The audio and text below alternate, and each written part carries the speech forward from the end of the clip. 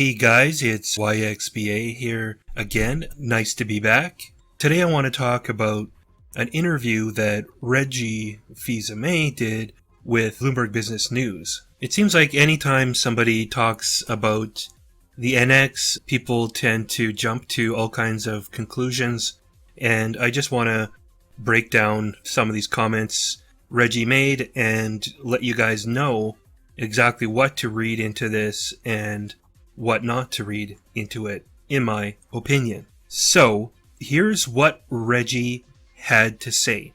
And keep in mind that he was asked specifically a question about how does the NX plan on competing with the newly announced systems that both Sony and Microsoft announced. So, the context is responding in terms of will it basically be as powerful as a Scorpio as the Neo?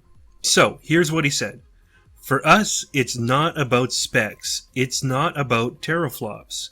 It's not about the horsepower of a particular system. For us, it's about the content. We're focused on bringing our entertainment to both the Wii U as well as the NX in the future. So, for us, whatever Microsoft and Sony are doing in terms of talking about new systems, that's for them to fight out in the red ocean. End quote. Okay. First of all, a lot of people are getting scared about a couple of things that he's said here. None of this, even in a worst case scenario, counteracts anything that Super Metal Dave 64 has speculated on or given his opinion on in terms of how powerful the system may be, because it's all in the context of whether it'll be as powerful teraflop-wise, spec-wise, as the PlayStation Neo and the Scorpio, and Super Metal Dave 64 has never claimed that it was going to outspec the Neo. Another thing that people have been scared about is the use of the phrase, that's for them to fight out in that red ocean.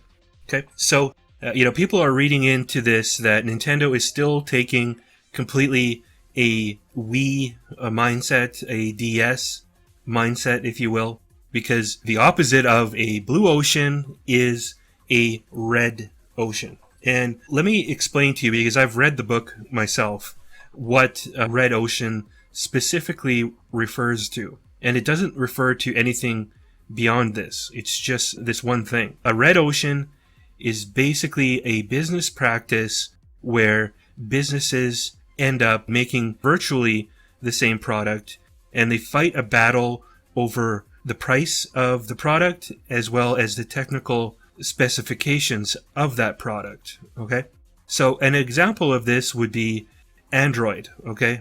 On Android, you have many different phone manufacturers all fighting over making possibly the best phone for the best price, but they all basically function the same way. So they're engaged in a red ocean with each other, these Android manufacturers. On the other hand, Apple has created for themselves a blue ocean that only they are swimming in. They have created an environment for themselves where they are basically able to monopolize the Apple operating system, and they control all the phones that they make. So sometimes they do actually make very competitive phones, and most of their phones are more powerful than the vast majority of Android phones, and they're very competitive, right? In fact, one of the main examples they give on what they are inspired by in terms of the blue ocean strategy is Apple.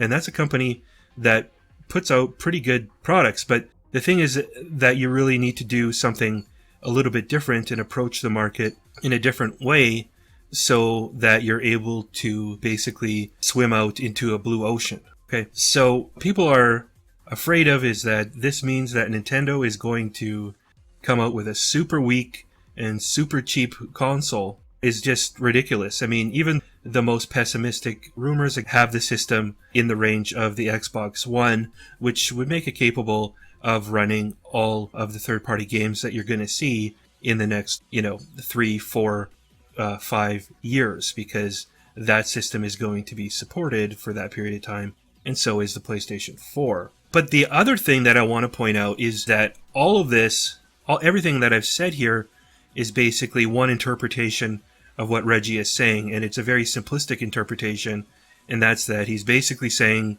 that the NX will not be as powerful as the Neo, as Scorpio, but in my opinion, that isn't what he's saying at all. That isn't what Nintendo's approach to hardware is.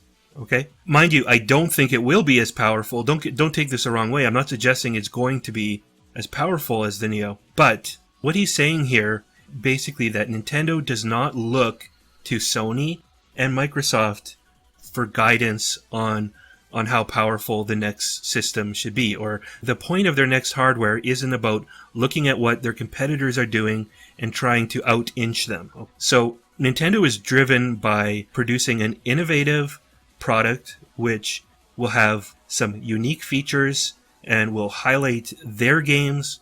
I believe that they're also driven to make a system that will be very friendly to third-party developers. So I think that they are basing the power on how much is it going to cost, what are the most energy efficient chips being used right now, what are the best price per performance chips being used right now, and they're talking to developers, both third-party developers and also their own developers, to find out what they're going to need to make the experiences going forward.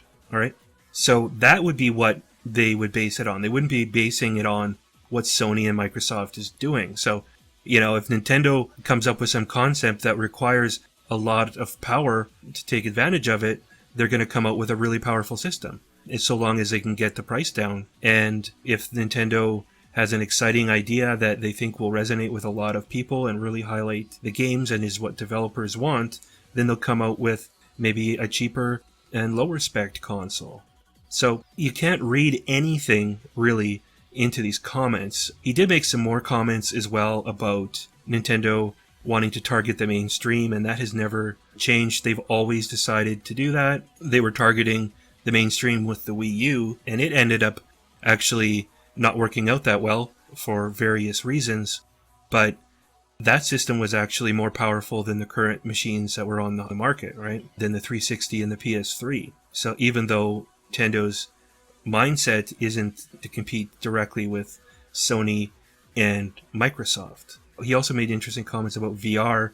He said that Nintendo is always tinkering with VR. This isn't a direct quote. And that they have been doing so for a very long time, dating back to the Virtual Boy.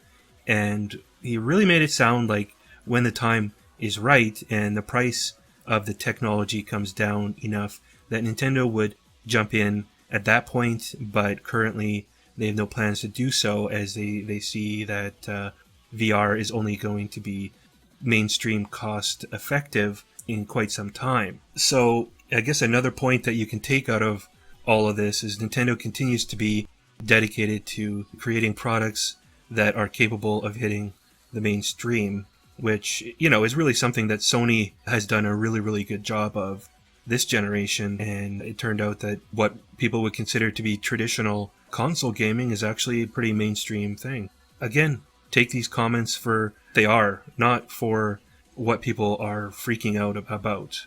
At this point, we just have to wait and see. It sounds like we are going to be getting information in a few months about the NX. Unfortunately, a representative from Nintendo Canada tweeted out that they will be giving more information in the fall, which is kind of disappointing because fall doesn't end until December 21st. So previously we knew that they were going to talk about it this year. So basically that announcement basically saved us about 10 days.